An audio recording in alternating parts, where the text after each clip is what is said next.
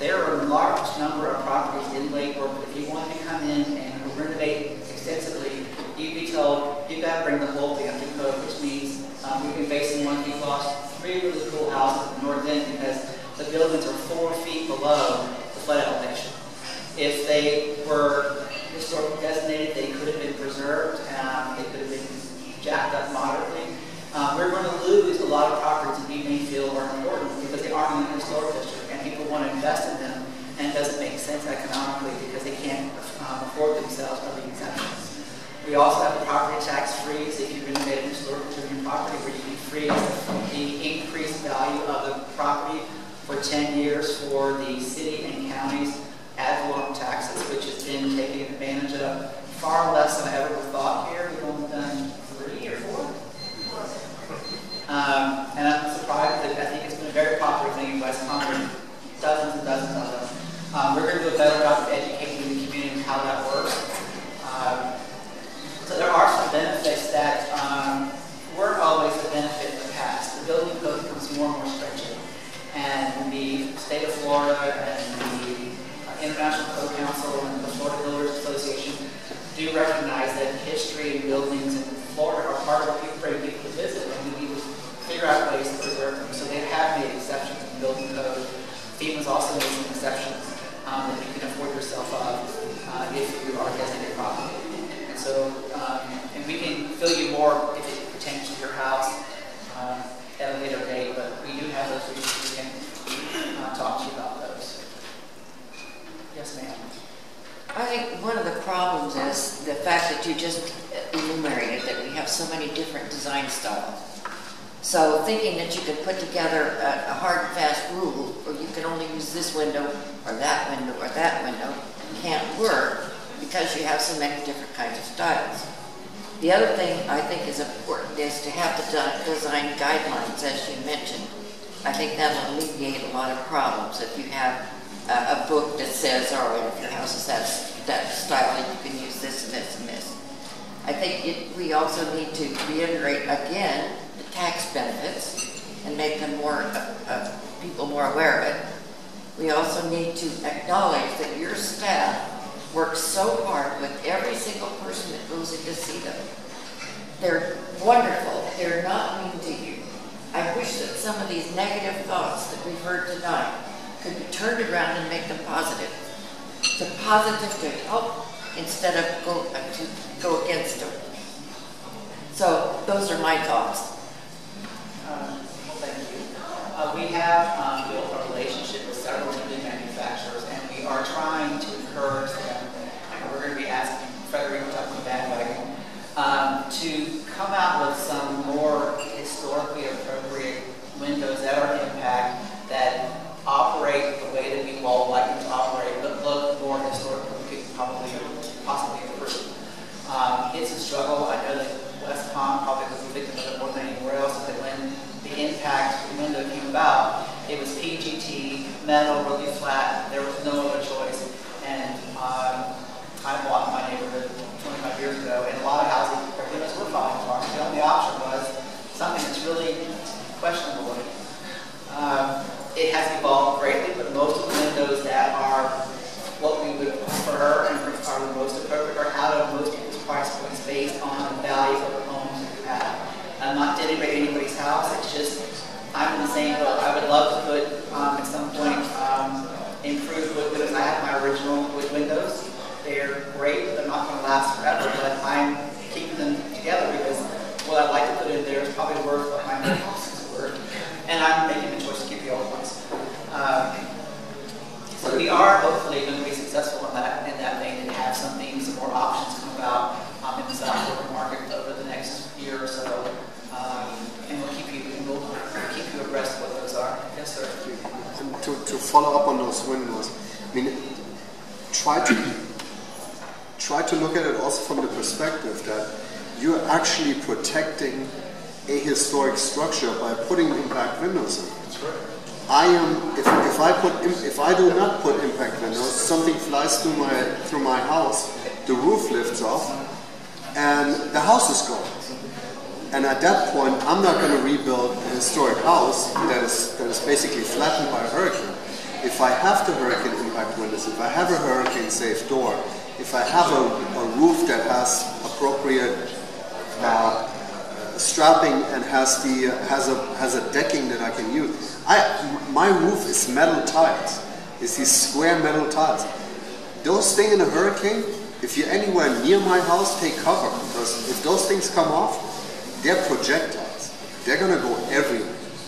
So I cannot replace that with those tiles. It's just impossible to do that. Besides, hopefully nobody makes those things anymore.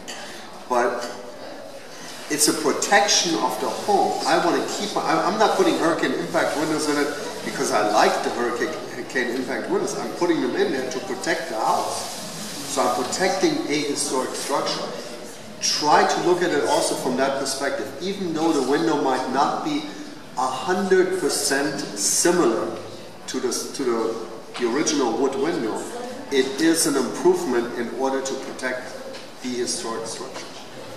And I hear you, and what's one of the topics that we're discussing, not that I'm wishing us to have a hurricane or anything, but I am a little bit concerned about the false sense of security that may come about with impact windows for a number of reasons.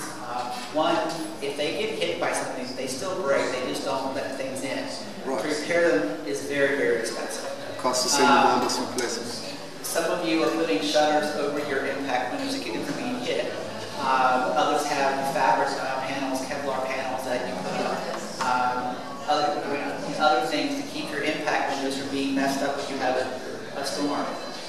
Also, due to some of the construction methods we have in Lake Worth, the improvements that have to be made to the home so that you can actually meet your notice of acceptance for the window to actually stay in the wall is a big challenge.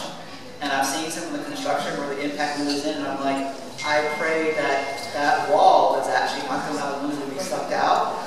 A very good friend of mine who worked for the city, she had a new house in Port St. Lucie, and the hurricanes sucked all her windows out. They were intact, they were intact, they were all over the yard. So there are a number of variables we're trying to ensure that when you put the new window in, are the structural upgrades being made, that the integrity there is there, because God forbid we have a bad thing happen, a lot of you may have believed you are going to have the protection that you want, and I'm concerned that in some cases you're not going to have that because things were not watched as closely as they probably should have been in the past. And there are a lot of buildings that have some odd things. None of them, they're not in very much the shape, even though they've been renovated in the past 10 years. So, yes, ma'am. We were just talking a little bit about the downtown. You know, I moved here in 2001, and in some ways I like the downtown better back then. I know you didn't have anything to do with the Starbucks building that went up. I know that was monstrosity. But are there any plans for downtown, or is it going to become second story, what historic looking? It has some charm and some commerce and not just bars. Yes, there's a building that's approved for two parts, Saturday, second floor. It's a couple doors down from the food to table, food to farm. Farm to table. They have an addition approved. There are some people looking at several different properties in the downtown and ask if additional floors be added for housing purposes. The bar and restaurant scene, our land development code allows those. We would love to see more people living downtown, even have some offices downtown. But right now, there's an economic factor that's a little weird with Lake Worth. If you look at the price per square foot to buy some of the buildings, it's totally out of whack with what is required to renovate them and have productive use. Something is wrong. It's evolving, but for instance, and I know this one better because I was intimately involved, the Lucente Townhome Project, which I hope most of you like. I love it. It's not in a historic district, but we try to have it sort of fit in. The previous developer insisted they had to have 7 stories, and I don't know how many units of condominiums to make that project work. Same piece of land.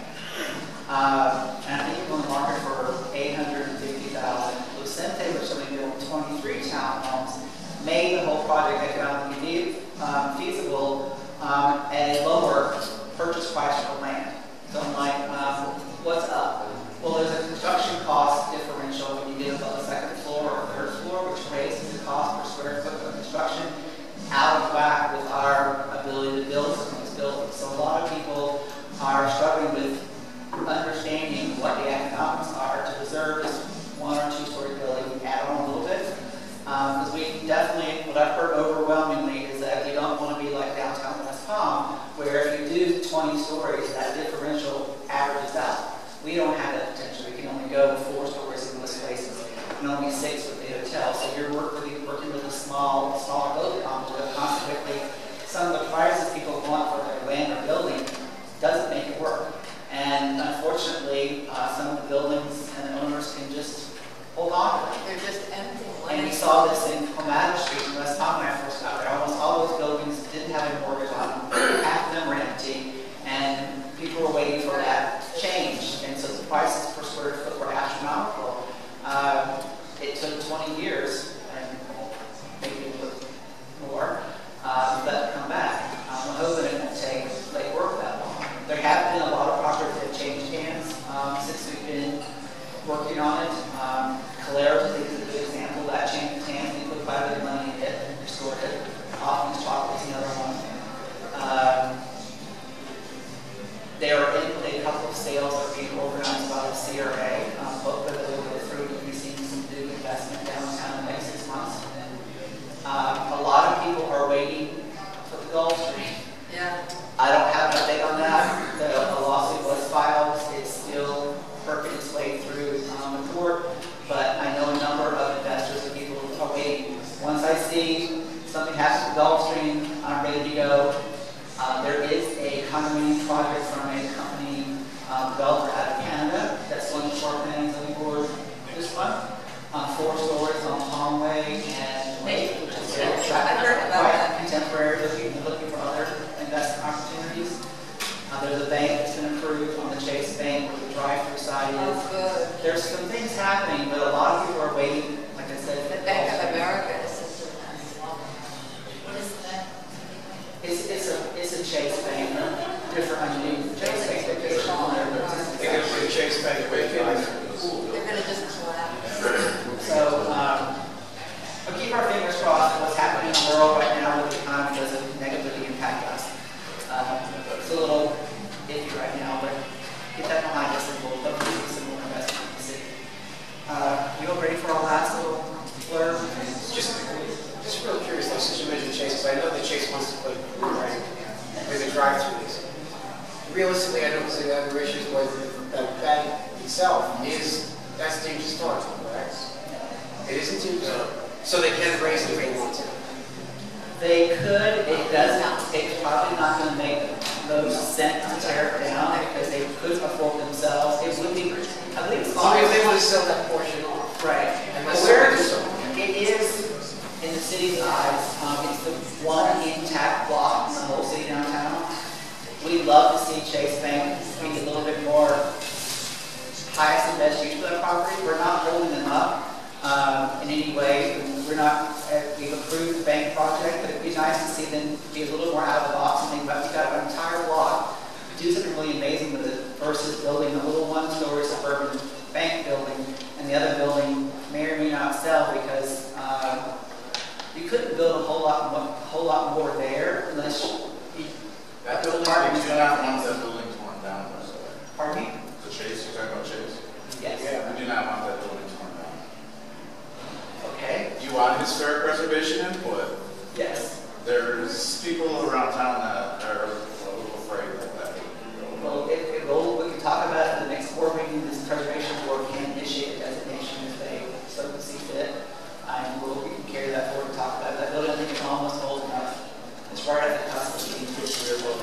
It would afford it quite a number of economic incentives to keep added on to the stage. Right. If it was nationally designated, it would get 25% of the tax rate. Yeah, that's what the Gulf Stream is.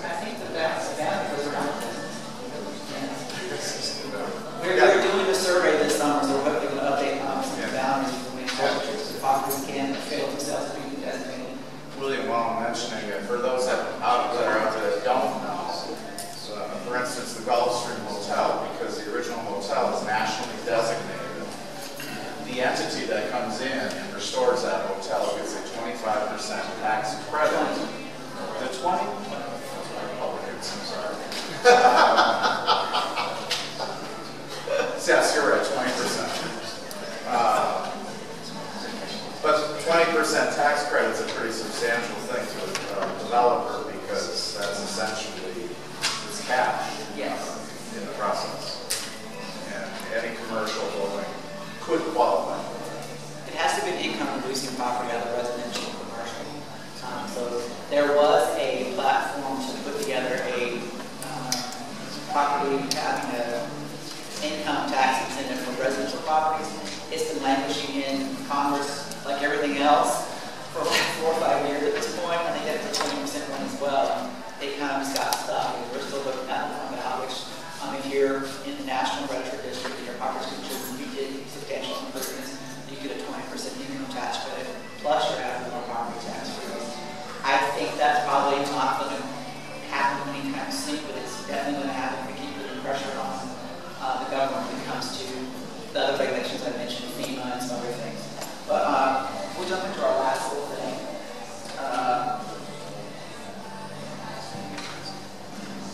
Which is preservation in your local community. We probably talked about a lot of this. But our ordinance is set up as an endeavor to preserve, conserve, and protect buildings, objects, things, other artifacts, and historical significance. Most things are considered historically significant based on either being associated with an event, people, places, and ideas. There is a difference between being historic and historically significant. Under the National Register program, a building or a place that has attained 50 years of age can be considered historic. Then you look at, does it have architectural quality that is celebrated or association with the person? Move it from being just historic to being historically significant. I attained historic status this year, so but I have to become important or famous, so I'm not significant. But anyway, historic preservation has some do's and don'ts. We'll have that on the website soon. And it doesn't regulate the interior. It doesn't permit modernization of structure. It doesn't encourage historic buildings to become a different style. There are a number of buildings downtown that went through the review process, and I shudder because they look nothing like what they did originally. They're a pretty building, but they were approved for strict appropriateness to be something completely different. We hopefully won't let that happen again. It doesn't prohibit redevelopment and it doesn't restrict normal maintenance. General repair and maintenance, I've been correct, it's not in our ordinance how I thought it was. When you replace like for life general repair and maintenance, that doesn't have to come before staff. And we're going to clarify that and clean it up here as well. There's some quick tips when it comes to preservation. Be honest, stay true to the style of the house that you have, the building that you own. Appreciate the bigger picture. Preservation is a community effort. It requires, or it's built on everyone chipping in a little bit for the betterment of the whole. There are a lot of people who probably appreciate your house almost as much as you do. You can't afford to live there, but want to come by and see it looking really nice on the street. I know that the historic home tours that have taken place here are very, very popular. They're very popular in Westmont. And often what you hear is, I wish I could live in your neighborhood, but I can't afford it, or I don't know how to take care of an old house, but I appreciate coming to look at them. We already talked about sustainability of historic preservation. Amy has been working with Katie on some ideas of how we can encourage you or something you're being more creative with historic preservation by adding personality to your house and permanent ways, just fencing, painting colors, landscaping, the types of things that are not making a permanent change to your house, but can make it unique to you. And then be unique. Maintain your house as an individuality. Every house, except some of our pattern houses, are their own thing. You don't have repeats of the same thing over and over again. Preservation kind of began with Mount Vernon and Miss Cunningham trying to save it in 1853. Then we had the preservation of the antiquities, flowing in Gothenburg, in England, antiquities. The first preservation orders was in Charleston, and then the city's act that became adopted. National Trust was created in 1969. The real National Preservation Act really began with a court case, Supreme Court cases, and the demolition of Penn Central Station in New York City in 1963, and then followed by the National Preservation Act in 1966. There were 3 different levels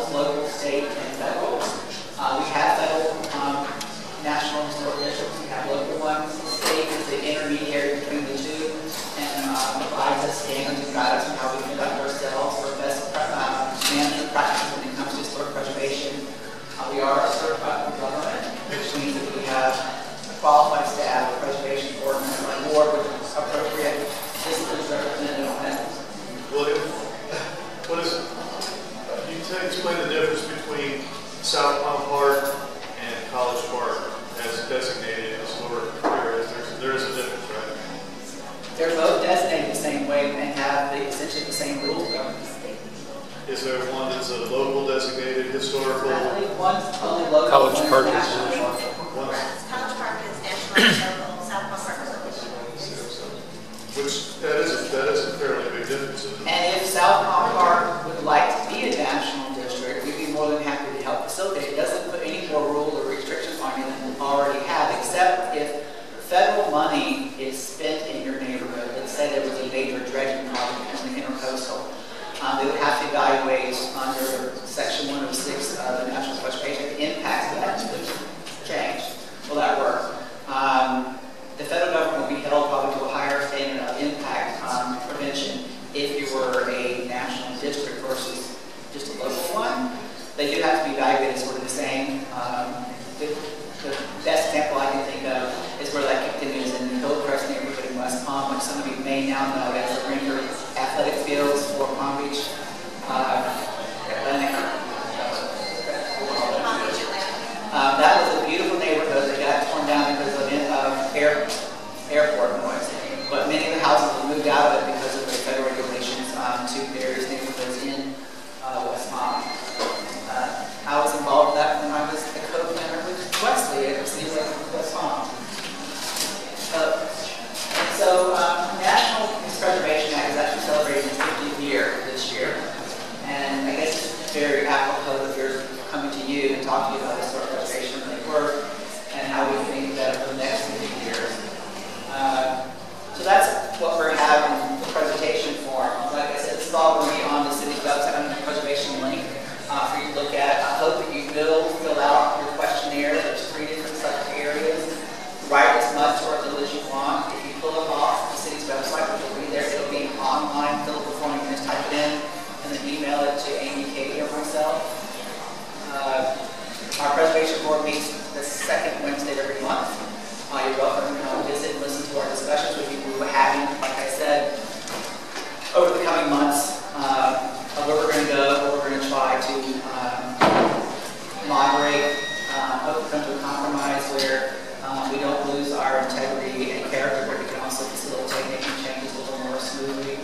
And we have heard you, and we're trying to respond as best we can. Is there other comments or other comments? I actually have one. Like you said, we encourage people to go to you. I had my neighbors need to replace your roof. And within, I would say, less than 3 weeks it was replaced. And they were very happy. There was no problems. They went to Amy, got it approved, and the roof was done. And I think that a lot of people don't get the fact that they have to come to you first. That's probably the most important. Try to come and see us first. All the applications are available online. There are checklists and instructions. If you can't fill it out or need help, we're there to help you fill it out. You can even submit it for the most part online. You can't pay for it online, but I'm working on that. But I'll get there. That's a significant change I want to make. Help make it easier for you to get the business that you want in the city. So if you don't have anything else that you want to share with us, or don't feel comfortable sharing it here, you can always send me an email or give me a phone call. My cards are here as well as the rest of the staff. And we really appreciate you coming out, and we hope that we will, it'll be pleasantly surprised that we come up with